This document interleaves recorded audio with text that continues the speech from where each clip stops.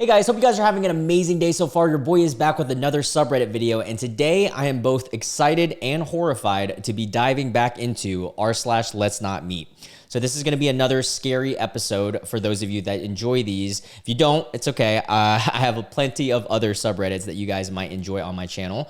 But for those of you that are brave enough, we are diving into Let's Not Meet. And if you don't know what the subreddit is, it's essentially where people post true stories that are horrifying regarding people that they would never want to meet again. And some of these can be very scary, as you guys can see in the previous episodes we've done.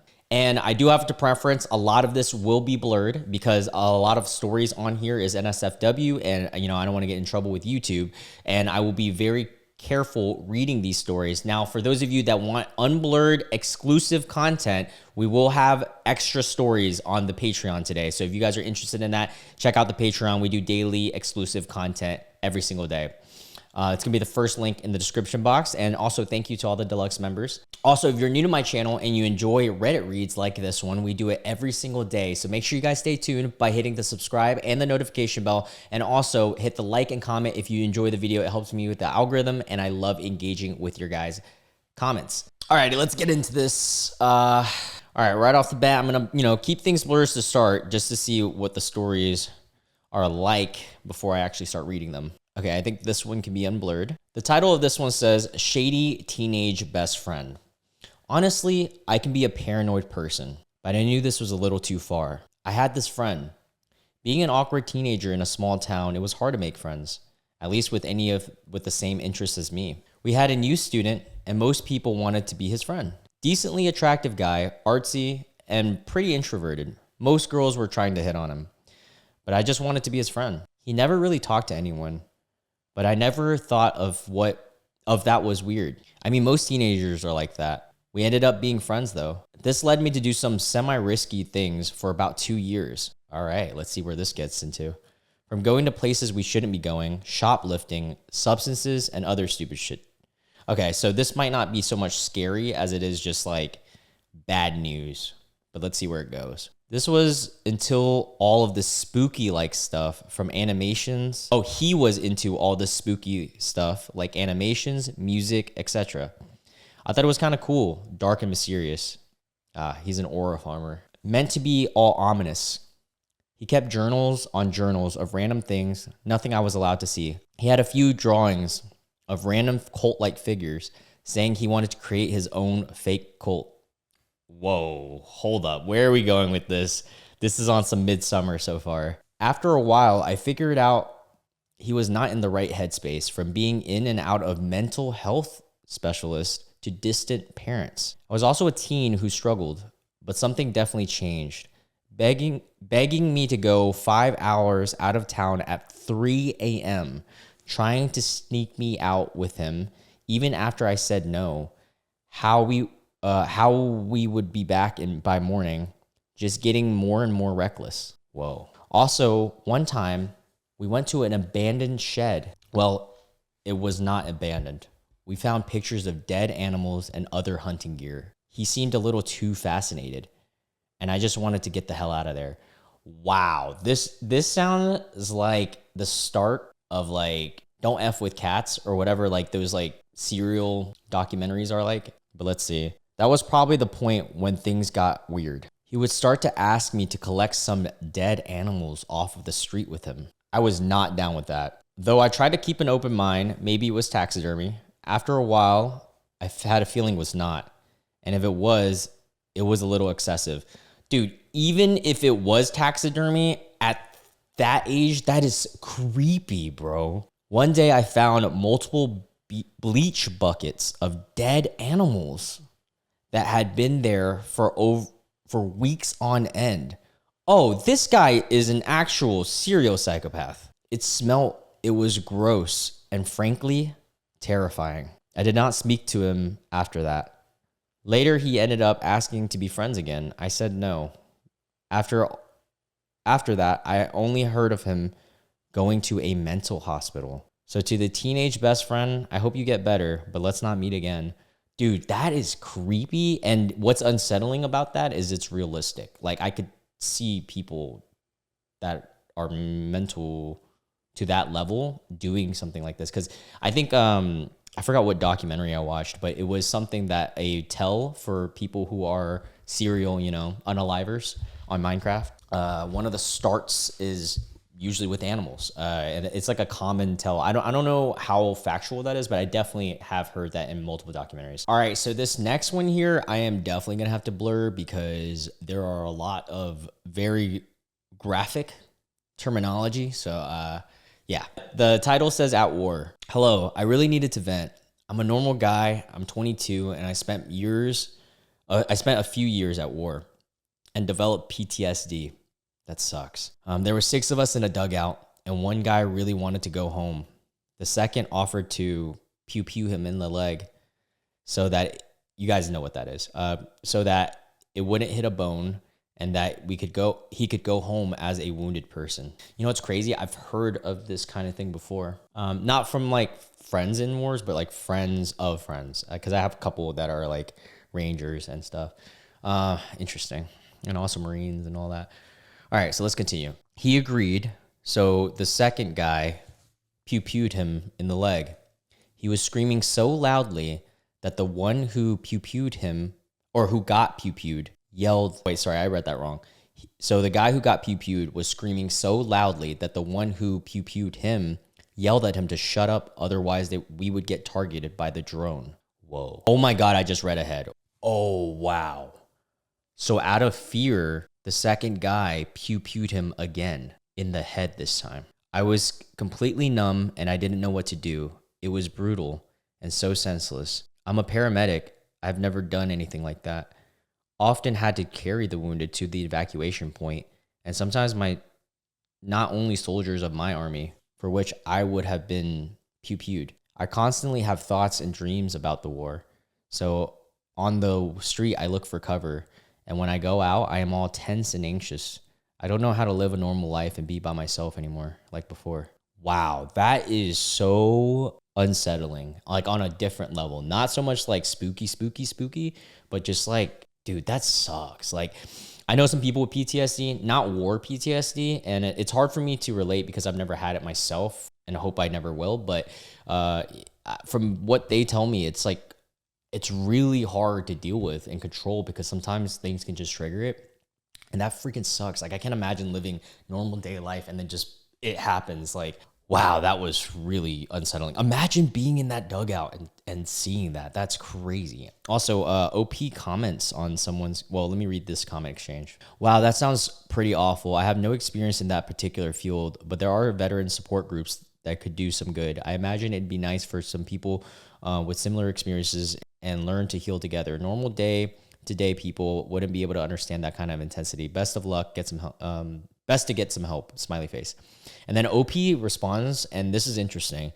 It is almost impossible to get help because in my country, doctors have little experience in this field, and it is aggravated by the fact that I am almost unable to go outside. The very thought of this makes me want to shudder, and I just cry until it gets better. It is scary to meet veterans. There are many that are real unalivers among them. And to be honest, I can't and do not want to communicate with them. Damn. I mean, like, what do you do? I guess online therapy is probably the only route. I mean, not only route, but best route. Fudge, that's crazy. Wow. If you have PTSD, I'm so sorry. I hope everything gets better. All right, let's read this next one. I'm going to unblur most of it, but as we scroll down, I'll blur it again just to be safe. All right, the title of this one is "To the Homeless Man in Those Woods." This plays out in the woods of northern Indiana. Oh, nothing scarier than the Midwest. I'll just play. All right. Me and a couple of my friends were bored, and in Indiana, you can't really do much but explore places. My buddy's house had a huge wooded area behind it.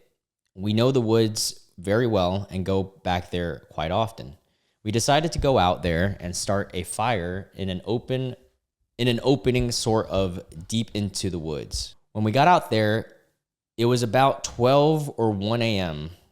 I had such an uneasy feeling this night, though. Oh God, this is gonna get scary, isn't it? I was hearing some things, but figured it was animals and whatever nasty critters out there. We get to the clearing And not even 20 to 40 feet in front of us is a guy, probably 6 foot and surprisingly young, maybe 25 to 30. We all freeze and have a stare off with this guy. So this guy is just in the middle of the deep woods by himself. What the F? We all bolt the F out of there, not caring if that creepy F was behind us. We got back inside and locked every door and window and just sat down and collected ourselves. The whole night we were up and listening for whatever was going to happen, but nothing ever did. We get up the next morning to go out back there and try to get this weird dude out of my buddy's woods. So it's your friend's woods too, like right outside his house? That's scary. We brought some pew-pews with us this time, and to make things quicker, we get to the clearing and there's nothing. As when we had this interaction, the guy had a tent and stuff that strung throughout the clearing. We checked deeper in the woods and there's just no trace to this guy. Oh, so he just completely disappeared without a trace, like took all his stuff. To the homeless man in the woods, let's not meet ever again. All right, that was okay. I don't think I had to blur that at all. But wow. So imagine you guys live in a house in the Midwest, kind of wooded area, and there's a guy who's living in your backyard deep in the woods with a tent this whole time. Wow. But yeah, going out there with pew-pews is kind of dangerous. All right. Oh man, this one sounds crazy. All right, this one sounds actually scary. Get ready, guys. And I 100% have to blur this one. All right. Title of this one says, the time that my friend tried to unalive them with their hands or a device in Minecraft. Okay, I'll just say that. So the time my friend tried to do that with a smile on his face. What? So this happened some time ago, but I still dream about it. This memory and others surrounding it is the only thing that I have from my high school days. The rest are irrelevant compared to it. I was the new kid in school. I was a quick talker, and I got around very quickly with other people. Hence, I got a lot of friends in school at the time in a span of 1 or 2 days. By saying I got along with everyone, I mean everyone. I would even befriend the quiet kids and stand up for them when I need to, if they need be. My new school generally had nice people around it. Almost everyone talked to one another, but this kid named John stood out. It's always a John. I'm just playing. He was quiet, but really quiet. He got really low grades in school, and almost no one ever seemed to want to talk to him. My classmate Angelina would have a panic attack when she got even remotely close to him. I never knew why until many years, which I will include in the end. Wow. It also seems like teachers were unnerved at him as well. So fast forward to me getting to know about this kid. Practically no one would really say anything about him other than the things I've listed above, but I wanted to be friends with him. So I approached him in class and make small talk. I have seen introverts, but the first thing that came to my mind was he was on another level. He would just make noises for yes and nods for his head for no. He would make noises for yes? That's crazy and freaky. Anyways, I got him to talk to me, and I became the only other person to talk to him after that. We became kind of friends, but not too close. Fast forward to high school graduation. I graduated while he failed all his classes. Surprisingly, a day before graduation, he called me to have a sleepover at his house after the graduation. What? Okay, I'm curious if OP is a girl or guy at this point, because now this is it might impact his story some, but interesting. So he asked OP for a sleepover. That's weird if you're not that close to someone. I was taken aback, but said okay anyways. Wow. So after graduation, I make my way over to his house, which he sent me the location to. This was where stuff got really bad. Well, yeah. Holy crap. The whole house reeked of unalived, scent. I don't know. It just smelled like rotting chicken or flesh or something. I should have just bolted out of there the chance I got. I greeted him, but didn't ask him anything about the smell. If his parents or him are going through something, who am I to judge? You're better than me. I would have gotten the F out of there. I make my way up to his room. It was covered with pew-pews and Nerf guns and airsoft pew-pews. I accidentally said it, by the way. So all forms of pew-pews, like toys, airsoft, actual ones, I would get the F out of there. I asked him why I hadn't seen his parents yet. He said I would see them soon enough, winked, and went to the bathroom. What? What the? I just got chills. Why would he wink? That's creepy. On his desk, I noticed a journal. It was his. I don't even want to go into detail on what it included because, my God, it had detailed entries. The most recent ones on how he would, on how he would the fruit grape and unalive me in Minecraft in all possible ways. So his journal had detailed descriptions on how he would do heinous things to OP. It made me throw up even thinking about it now. I will not go into further detail on it. I bolted out of there as quickly as possible, but he came out of the bathroom at that time, I don't know how, and caught me by the hair and dragged me out of the floor further from the front door. I remember reaching out towards the door as if it was my only contact to the outside world. I thought that dip was going to effing unalive me. He probably was. He jumps atop me with the most devilish grin I had ever seen in my life. And oh God, I was about to, all I could think was that I was going to be unalived by this a-hole as he starts, I don't think I can say that on YouTube, putting his hands aggressively upon their area. Okay. Not, if you're listening to this, not that area, like their neck. I think I can say that.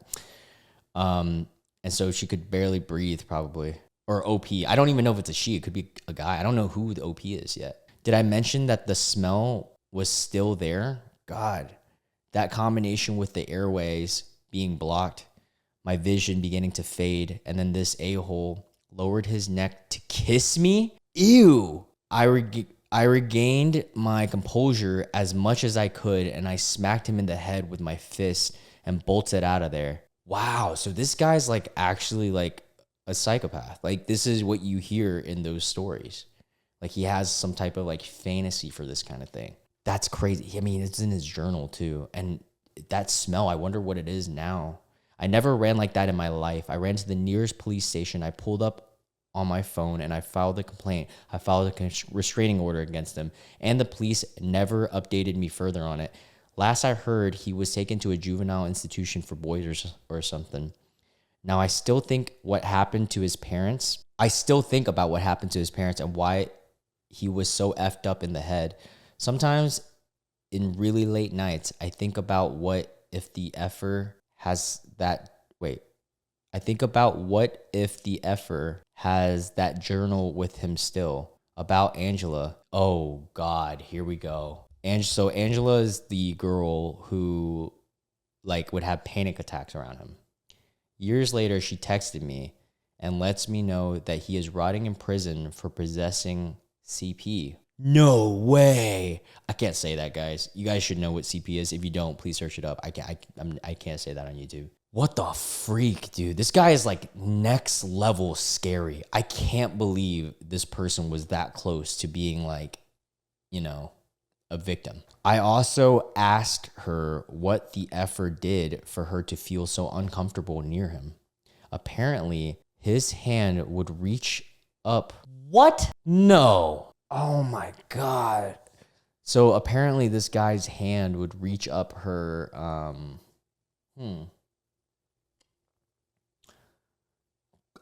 clothing. I'll just say in Minecraft, he would reach up a person's clothing and play with her hair whenever he would sit behind her in class. What the flippity. The a-hole would also whisper in her ear that he wants to, okay, I'm not saying that either. He wants to do that heinous stuff to her, and he will if class finishes. What the fuck, Dude, this is crazy. She told me that she would run from class after it got over. Poor girl. We still talk at times, and I had moved out of the state. Since this incident, I have learned to just leave quiet kids be. You never know if they are selfish or effed up in the head. Dude, that's true. Like, man, it's hard to tell, bro. It really is. Like, I have a story real quick now.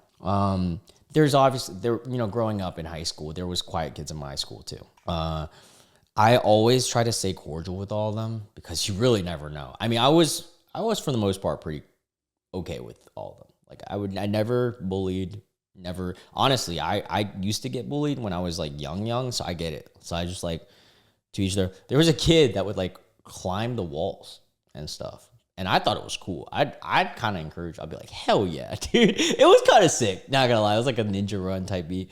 But dude, I just can't imagine like one of them doing that.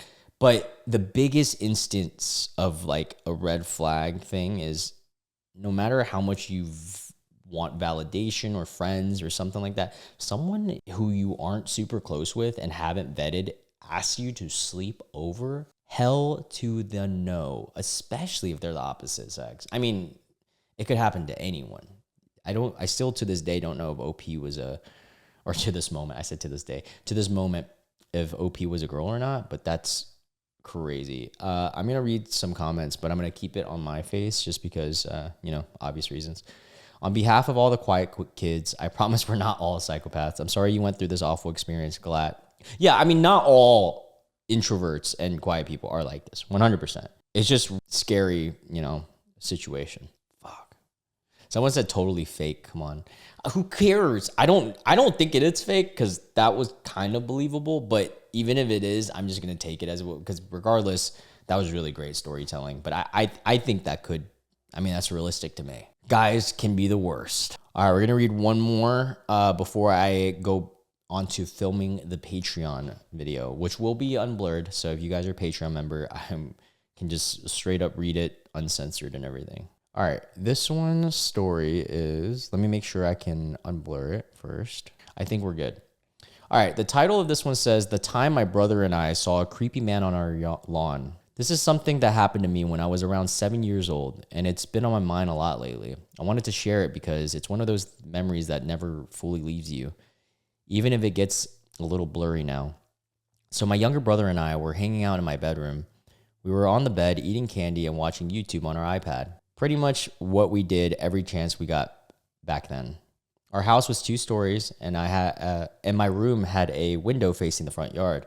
At some point, I think I was the one who glanced outside, and that's when I saw him. There was an old man standing on our lawn, smoking a cig. I don't remember what he was wearing, but I can still picture him standing near the porch. Oh, so he was close. It was close to your house if it was the porch. The thing is, I could only see him from my side. I never fully saw his face, or see him from the side. Now, here's the part that really shook me. I knew for a fact that our front door wasn't locked. My siblings and I were supposed to lock the door when we got home from school, but we almost never did because we were in a safe neighborhood. That's still not good. As a parent, I would still tell my kids, like, I don't care how safe my neighborhood is, you're locking that door if it's just you two. Hell, even if it's not just you two. What? Okay. So they were in a safe neighborhood, and nothing bad ever happened until it does. So it didn't seem like a big deal until it suddenly was. Exactly. My brother and I freaked out and immediately ran down the hall to our older brother's room. Okay, so there's another brother. He was probably around 14 or 15 at the time, completely absorbed in his Xbox. We burst in, scared and desperate for him to help us, and told him what we saw. And you know what he did? Absolutely nothing. Yeah, because I mean, at that, he probably doesn't even believe you that there's a guy just smoking a cig on your porch outside. Crazy. I remembered him seeming confused at first, but then he shrugged it off and told us it was probably one of our friend's dads. Our dad's friends, which, thinking back, made zero sense. I don't even remember if I brought it up to my dad, but I'm pretty sure it wasn't one of his friends. If it was, he would have reassured me back then. And I feel like I wouldn't have been this unsettled about it. My older brother didn't lock the door, didn't check to see if the guy was still there, and definitely didn't grab anything for protection. He just wanted to get back to his game. He reassured us in the laziest way possible, that then kicked us out of his room. And because we were little kids who trusted him, we tried to convince ourselves that everything was fine. This is why like parenting is so important, dude. You got to teach your kids like, hey, when I'm not there, you are the owner of the man, the woman, whatever of the house, you know? We didn't look at our window again. Honestly, we were too scared. We ended up hiding under the covers in my room and pretending like it never happened. We just went back to watching YouTube. Nothing bad ever happened that day. No break-ins, no scary aftermath. But to this day, I wonder who that man was and why he was on our porch, or why he was there. Part of me wishes I could go back and demand a real answer from my brother, but at this point, I doubt he even remembers. So yeah, that's the story. Moral of it all, maybe just lock your doors. Safe neighborhoods or not, you never know who you might show up in your lawn and demand whoever you were. Let's not meet. I have a story now. It's pretty spooky. I was four or five, and a lot of my neighborhood friends from back then are still friends to this day. I'm very blessed for that. I mean, 20 plus years of friendship. And a couple of the guys in the neighborhood were kids. We're all hanging out, and we decided to hang out around my house this day because I lived near one of the guys' friends, one of the friends as well. And so we're all hanging out in the street. This is back in the day when like a lot of kids were outside. We're just hanging out, and I don't remember this too well. I just remember like a glimpse of this. My friends remember it better than me because they were older. All my friends were older. I was the youngest. They were 7, 8 at the time. So they would tell me the story. And I think through them telling me it, and they all have the same account, makes it more and more like vivid to me, even though I don't really personally remember it that well. But so like when I was 5 and they were like 8 or 9, we're all just goofing around. It could have been skating or what, I don't know. We just freaking running around like kids, you know? And I live a street up from an elementary school at the time, and the school was closed, and the like 6 to 8 of us kids saw this car pull into the parking lot. And this is during like broad daylight, and open a trunk, his car trunk. And we see this from a distance because like on the hill that we live on, you can see everything in that parking lot. And we could be completely wrong about this, but he takes out from the back seat of his car and puts into the trunk what looks like a body bag. And like, we're not 100%, we were kids, so, you know, things could be fabricated in our minds, but everyone in my friend group still to this day thinks about that moment of that happening. And you can like, I can't validate it fully because I was 4 or 5, so it's hard and to remember stuff like that too well. But all like the 6 guys who were there that day, to this day, at like age 30, 29, they have all told me that exact same story. So I'm like, damn, that really just happened. And they were like, no, Loon, you were there, bro. And I was like, whoa, crazy.